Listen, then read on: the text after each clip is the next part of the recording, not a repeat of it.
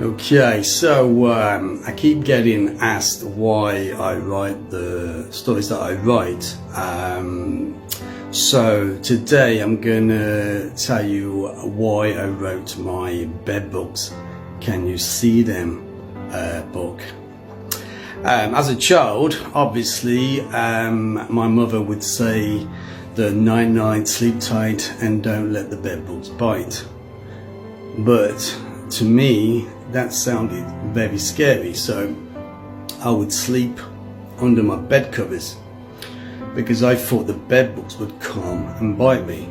Obviously, when you're a kid, you don't think it's just a saying.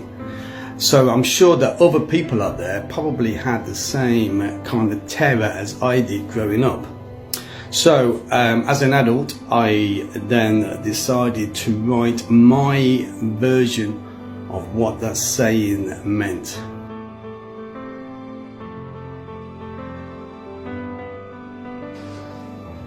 So my story is pretty much about 5 murders that took place one night in 1947 at the same time as the so-called Roswell alien thing that happened in the USA. But my story takes place in the UK. No criminals were brought to justice, nothing happened, no crime was solved for the next 73 years. Then in 2020, the same kind of killings is happening all over again in the same town. Now, I've got 6 police officers that are pretty much the main characters in the story, but the main guy is the chief, and it's his grandfather back in 1947 who lived in the same street as the 5 victims from the first murders. So he saw the ambulances and everything coming out the next day, so he had that in his memory from when he was a child of 8 years old. So the grandfather's 81 now. So what he saw in 1947 is linked to what's happening now. So the grandson, Daniel, he has to obviously find out from his grandfather what happened back then so he can solve the murders of today. But he doesn't realise that the murders are being committed by the tiniest bed bugs that go around in the dark in a black shadow, and they pick people off during the night.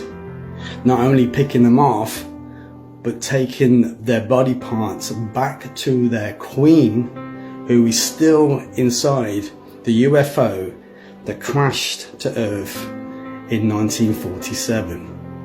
Now, she needs food to become the warrior that she was on her planet. So they take the food to her, and she obviously eats whatever they take, humans, animals, whatever they can take, and then she becomes stronger and stronger and stronger. And eventually, the second half of the story, you see the queen, she then comes and she attacks people as well as the tiny bugs. So this is basically my fear of the old saying, night night, sleep tight, don't let the bed bugs bite. So these little suckers, they don't just bite you, they actually eat you. This is one of my stories that's getting the most interest from the movie producers over the last 7-8 years or so. I've had a few people asking to read the screenplay version. I even had Elijah Wood's production company asked to read the screenplay around about 7 years ago. I've had another producer that's asked for the screenplay who's interested, and another one.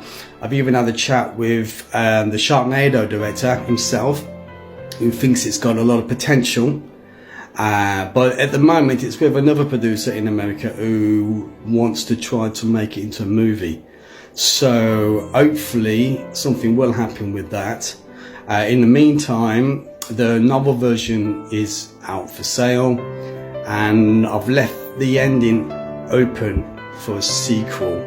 So I should or could get back onto that as soon as I've written part 3 to my zombie story that I'm writing right now. If anybody wants to buy the novel version of Bet Books Can You See Them, it's available from Amazon worldwide, on Kindle, paperback, hardback, even audiobook.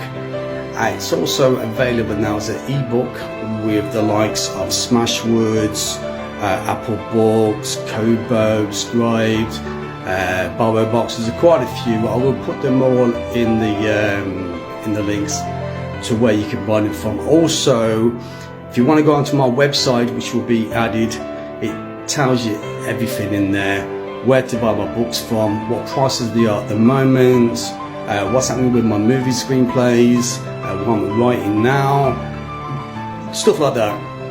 It would be really fantastic if you could spread the word about me as a writer and my website, to see if anybody wants to have a look at it. You know, I'm a trier. Happy days.